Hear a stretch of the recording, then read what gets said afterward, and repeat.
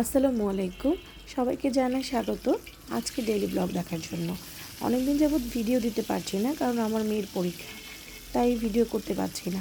তো আজকে সময় বের করে একটু আপনাদের ভিডিও শেয়ার করছি। তো আজকে রান্নার রেসিপিতে আমার রয়েছে লাউ দিয়ে মাছের মাথা দিয়ে। অনেকগুলো মাছের মাথা ফ্রিজে ছিল, তো সেটা কাজে লাগিয়ে ফেললাম।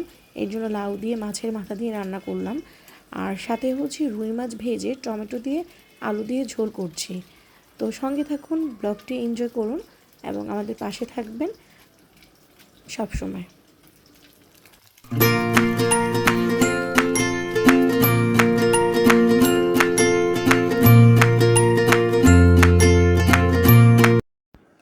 পেঁয়াজটি হালকা করে ভেজে নিয়েছি এবং তাতে আমি হলুদের গুঁড়া, মরিচের গুঁড়া অল্প অল্প করে দিয়ে দিয়েছি, কারণ আমি একটু মশলা কমই খাই, কারণ এটা স্বাস্থ্যের জন্য অনেক ক্ষতি। আসলে যতটুকু দরকার ততটুকুই দিই, আমি এক্সট্রা কোনো মশলা ইউজ করি না রান্নাতে।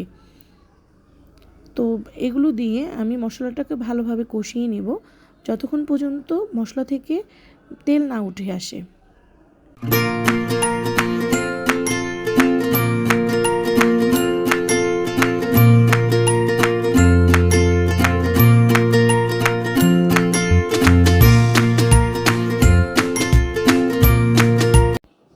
এইদিকে আমার লাউটা হয়ে গেছে। আসলে লাউটা এতটাই কচি ছিল, খুব সময় লাগেনি।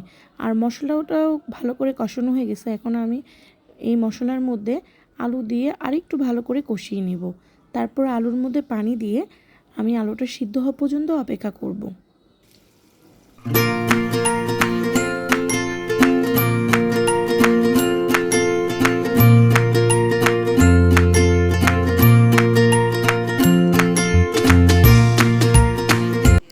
যেহেতু লাউটা হয়ে গেছে, এখন আমি এটার মধ্যে সবুজ সবুজ ধনিয়া পাতা ছড়িয়ে দিলাম। যেহেতু এখন ধনিয়া পাতার সিজন না, এর জন্য আমি কম ইউজ করেছি। যদি এটা শীতকাল হতো, এর পরিমাণ আমি আরও বেশি দিতাম, কারণ তরকারিতে ধনিয়া পাতার ঘ্রাণটা আমার কাছে খুব ভালো লাগে এবং তরকারির স্বাদও বাড়ে।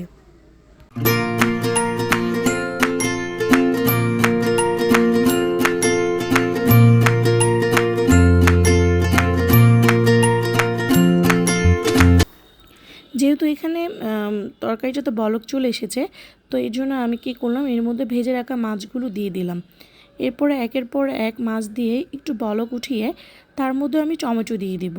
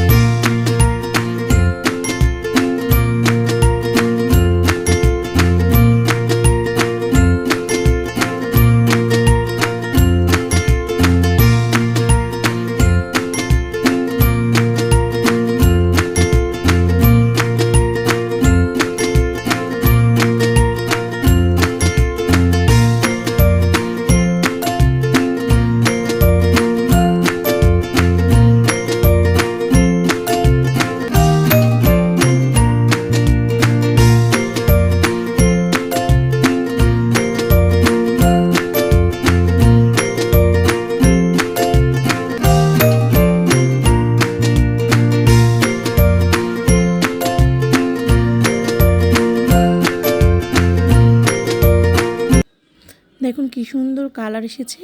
এভাবে আমি আমার রান্নাটা শেষ করলাম এবং পাশে থাকবেন সবাই। ভালো থাকবেন। আল্লাহ হাফেজ।